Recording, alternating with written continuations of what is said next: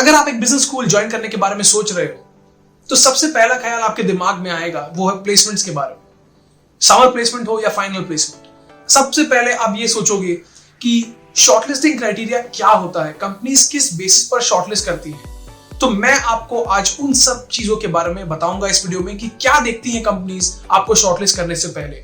नमस्कार दोस्तों, इस नए वीडियो में आपका बहुत बहुत स्वागत है। तो चलिए शुरुआत करते हैं इस वीडियो की। मैं आपको परसेंटेज वाइज बताऊंगा कि कौन से फैक्टर का कितना वेटेज होता है समर प्लेसमेंट्स के दौरान और फाइनल प्लेसमेंट्स के दौरान। तो आप उसको कंपेयर करके देख सकते हो कि कैसे ये क्राइटेरियाज की रेलेवेंस चेंज होती है दोनों प्रोसेसेस में। तो बात करते हैं फिर पहले क्राइटेरिया की, जो है overall batch strength and quality. सबसे पहली चीज जो कंपनीज देखती हैं वो है कि आपकी जो बैच साइज है, जिस कॉलेज में आप पढ़ रहे हो उसकी बैच साइज कितनी है। उसके बाद वो देखते हैं बैच क्वालिटी, यानी कि आपकी जो बैच प्रोफाइल है, मतलब किस टाइप के लोग ज्यादा आपके बैच में हैं, ज्यादा इंजीनियर्स हैं, ज्यादा कॉमर्स ग्रेजुएट्स हैं, या फिर डाइवर्सिटी जो है वो ज्यादा है। तो ये जो प्रोफाइल है आपकी, वो देखकर भी कंपनीज डिसाइड करती हैं कि मुझे इस कैंपस में जाना है कि नहीं जाना है और शॉर्टलिस्ट करना है कि नहीं। अगर कुछ एक कंपनीज ऐसी होती हैं जिनको स्पेसिफिक प्रोफाइल्स चाहिए होते हैं, स्पेसिफिक इंटर्न्स चाहिए होते हैं अपने कंपनीज के लिए, तो अगर वो जो उनकी रिक्वायरमेंट है वो बैच प्रोफाइल में रिफ्लेक्ट नहीं होती तो वो कंपनीज रिक्रूट करने नहीं आते, और अगर आते भी हैं तो वो सिर्फ उन स्पेसिफिक स्टूडेंट्स को टारगेट करेंगे और उनको ही शॉर्टलिस्ट करेंगे जो उनकी रिक्वायरमेंट्स को मैच करते हैं। तो इसीलिए बैच प्रोफाइल जो है वो इसलिए मैटर करता है। दूसरी फैक्टर की बात करेंगे वो है एप्लीकेशन साइज। अगर आप मान के चले कि कोई भी टॉप फाइनेंस की कंपनी है या टॉप मार्केटिंग की कंपनी है, उसमें बहुत ज्यादा लोग अप्लाई करते हैं। ऐसे लोग भी अप्लाई करेंगे जो बिल्कुल डिसाइडेड होंगे कि मुझे मार्केटिंग लेना है, और ऐसे लोग भी अप्लाई करेंगे जो डिसाइडेड नहीं होंगे कि उन्हें मार्केटिंग लेना है या और कोई स्पेशलाइजेशन लेना है। तो इस चक्कर में जो एप्लीकेशन साइज है वो ज्यादा बढ़ जाता है, और जब एप्लीकेशन साइज बढ़ जाता है तो कंपनीज को कुछ ना कुछ ऐसे फिल्टर्स लगाने पड़ते हैं जहां से वो नैरो डाउन करते हैं उस लिस्ट को। यानी कि अगर 300 लोगों ने अप्लाई किया है तो उन्हें कुछ ना कुछ ऐसा करना होगा कि वो 300 से कट डाउन करके 50 पर आए, ताकि उनके लिए मैनेजेबल हो। तीसरी चीज जो वो देखते हैं वो है प्रायर आपकी वर्क एक्सपीरियंस और आपके पास्ट एकेडमिक रिकॉर्ड्स। ये फैक्टर दोस्तों समर इंटर्नशिप के लिए बहुत ही ज्यादा महत्व रखता है। इनफैक्ट सबसे ज्यादा इंपॉर्टेंट फैक्टर समर इंटर्नशिप के लिहाज से यही है कि आपकी जो पास्ट एकेडमिक रिकॉर्ड्स है वो डिसेंट होनी चाहिए।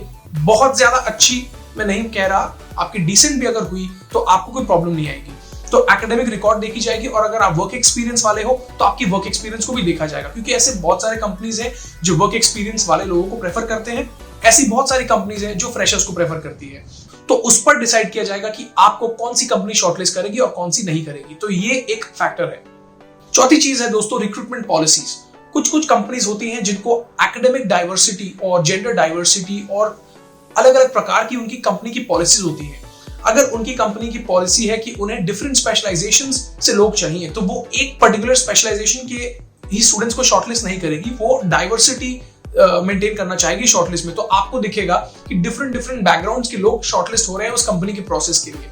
ऐसे बहुत सारे कंपनीज होते हैं जो चाहते हैं कि उनकी कंपनी में डाइवर्स अगर लोग रहें तो जो है कंपनी का ग्रोथ जो है वो ज्यादा होता है, क्योंकि डिफरेंट काइंड्स ऑफ ओपिनियंस होते हैं। और जनरली आप देखोगे ये स्टार्टअप्स के लिए और बडिंग कंपनीज के लिए ज्यादा रिलेवेंस रखता है ये फैक्टर, क्योंकि वो यही चाहते हैं कि डिफरेंट अगर स्पेशलाइजेशन से लोग आए तो वो डिफरेंट पर्सपेक्टिव लेकर आएंगे कंपनी में। पांचवी चीज जो देखी जाती है दोस्तों वो है आपकी ओवरऑल प्रोफाइल। अगर आप एक कैंडिडेट हो जिन्होंने अप्लाई किया है किसी कंपनी के लिए, तो वो कंपनी आपकी प्रोफाइल जरूर देखती है। एकेडमिक रिकॉर्ड्स की बात मैंने पहले कर ली, उसके अलावा आपकी प्रोफाइल में जो 3 से 4 चीजें होंगी, जैसे एक्स्ट्रा करिकुलर एक्टिविटीज हो गए, इंटर्नशिप्स, प्रोजेक्ट्स हो गए, कोई अचीवमेंट आपने अगर पहले किया है अपने लाइफ में तो वो हो गए। तो ये सब चीजें भी देखी जाती हैं कुछ हद तक समर इंटर्नशिप्स में। इसका रेलेवेंस मैं आपको बताऊंगा फाइनल प्लेसमेंट्स में कितना होता है। छठी और आखिरी चीज जो ये देखते हैं कॉर्पोरेट्स, वो है रोल रिक्वायरमेंट्स एंड वैकेंसीज।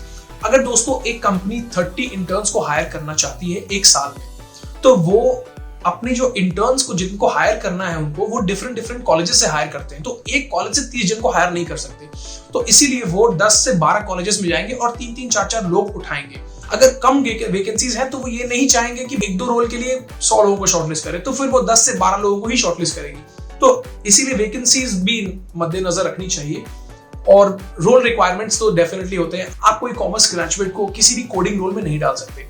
तो ये जो है वो मिसमैच, रोल का जो मिसमैच होता है वो दोनों के लिए फायदेमंद नहीं है, ना ही कंपनी के लिए और ना ही कैंडिडेट के लिए।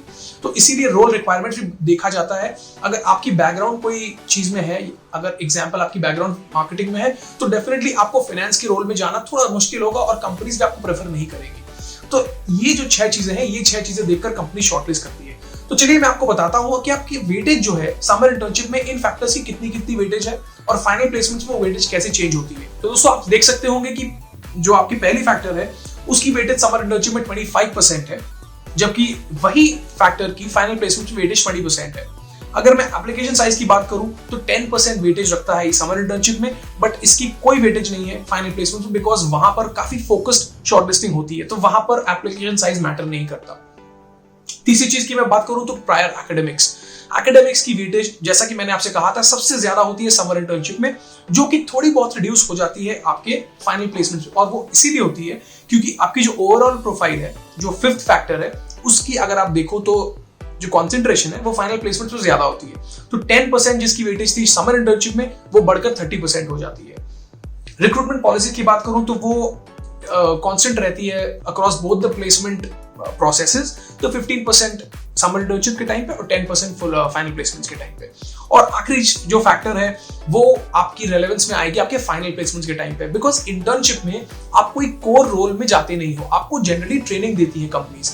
तो उसमें आपको इंटर्नशिप के टाइम पे शायद कंपनीज हायर करने के पहले 2 बार ना सोचे, बट फाइनल प्लेसमेंट्स में हायर करने के पहले जरूर सोचेंगे, क्योंकि आप एज अ फाइनल हायर जाओगे।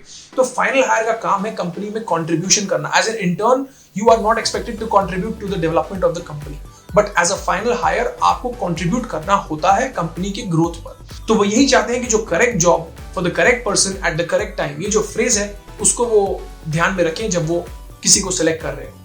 तो दोस्तों ये थी शॉर्टलिस्टिंग की कुछ क्राइटेरियाज जो कॉर्पोरेट्स देखते हैं। इसमें मैंने सारे ही क्राइटेरियाज को कवर किया है। आप इन क्राइटेरियाज को देखें और उस हिसाब से आप डिसाइड करें और अपनी स्ट्रैटेजी बनाएं कि आपको समर इंटर्नशिप कैसे अप्रोच करना है और आपको फाइनल प्लेसमेंट्स कैसे अप्रोच करना है। अगर आपको कोई भी जानकारी चाहिए कि आपको किस तरीके से अपनी प्रोफाइल बनानी है स्ट्रॉन्ग, ताकि आप फाइनल प्लेसमेंट में कोई प्रॉब्लम ना हो, तो आप ऊपर लिंक पर जा सकते हैं और देख सकते हैं कि किस तरह से आप अपनी रिज्यूमे को स्ट्रॉन्ग कर सकते हैं फॉर फाइनल प्लेसमेंट्स। इसी के साथ दोस्तों इस वीडियो में विदा लेता हूं। अगर आपको ये वीडियो पसंद आया तो प्लीज सब्सक्राइब करिएगा मेरे चैनल को और कमेंट भी डालिएगा कि आपको ये वीडियो कैसा लगा। इसी के साथ दोस्तों आपसे विदा लेता हूं। बहुत बहुत शुक्रिया इस वीडियो को देखने के लिए।